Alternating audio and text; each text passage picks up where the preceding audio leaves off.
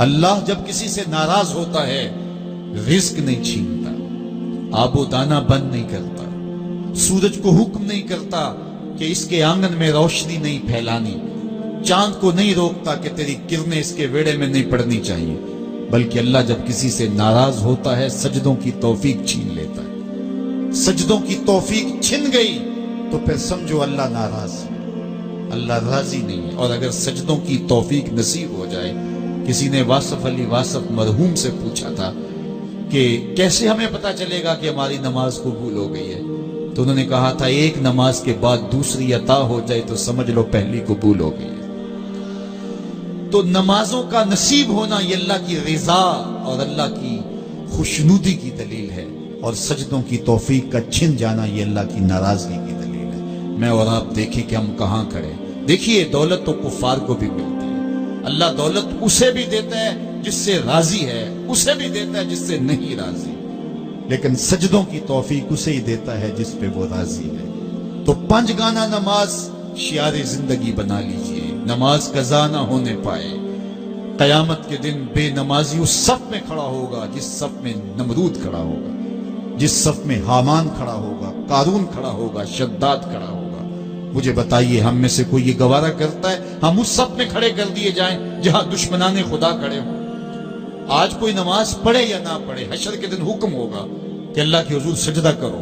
ہر کوئی سجدہ کرنا چاہے گا، جو نہیں پڑھتا وہ بھی کرنا چاہے گا، لیکن بے نمازی کی کمر اکڑ جائے گی، وہ آرزو رکھنے کے باوجود سجدہ نہیں کر پائے گا۔ قرآن بتاتا ہے کچھ لوگ جہنم کو دھکیلے جا رہے ہوں گے، انہیں کچھ لوگ پوچھیں گے ما سلککم فی سقر، تم جہنم کو کیوں جا رہے ہو، کیا ہوا تمہیں؟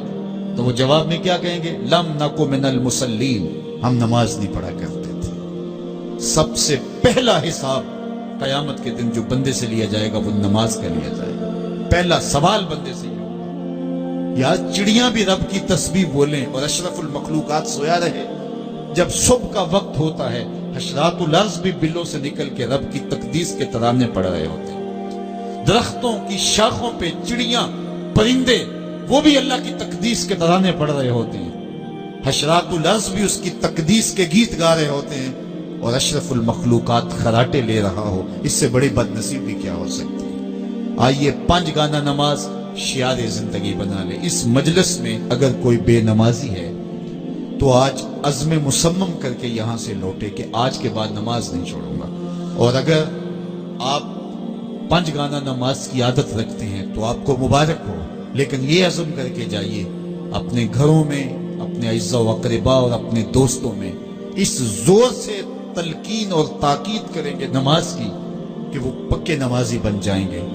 بندہ بندگی سے سجتا ہے، زندگی آمد برائے بندگی، زندگی بے بندگی شرمندگی۔ اگر زندگی میں بندگی نہیں تو زندگی کے پلے ہے کیا؟ علماء نے لکھا ہے کہ یہ سارے درخت حالت قیام میں ہیں، چوپائے حالت رکوع میں ہیں، مینڈک تشہد میں ہے، اور حشرات الارض سجدے میں ہے، اور انسان اشرف المخلوقات ہے۔ اس کی عبادت میں درختوں کا قیام بھی رکھا گیا، اور رکوع بھی رکھے گئے، اور سجدے بھی رکھے گئے، اور قعدے بھی رکھے گئے، اس لیے تاکہ اس کی عبادت تمام مخلوقات کی عبادات کی جامع بن جائے۔ لیکن اس کے باوجود اللہ کے حضور سجدہ ریز ہونا پسند نہ کرے تو بتائیے کیسے رحمتیں اس کے اوپر اتریں گی؟ خوش نصیب تو وہ ہیں جو 5 گانا نماز ادا کرنے کے بعد تہجد بھی قضا نہیں ہونے دیتے، سجدوں سے اللہ کے حضور حاضری پیش کرتے ہیں۔ سب سے زیادہ بندہ اللہ کے اس وقت قریب ہوتا ہے جب سجدے میں سر رکھا ہوا ہوتا ہے۔ انسان کے اشرف اعضاء اس کے سر میں ہے، بولنے کی قوت زبان سر میں، دیکھنے کی قوت آنکھیں سر میں، سونگنے کی قوت ناک سر میں، چکھنے کی قوت زبان سر میں، سننے کی قوت کان سر میں، سوچنے کی قوت دماغ سر میں، اور سر مالک کے در پہ۔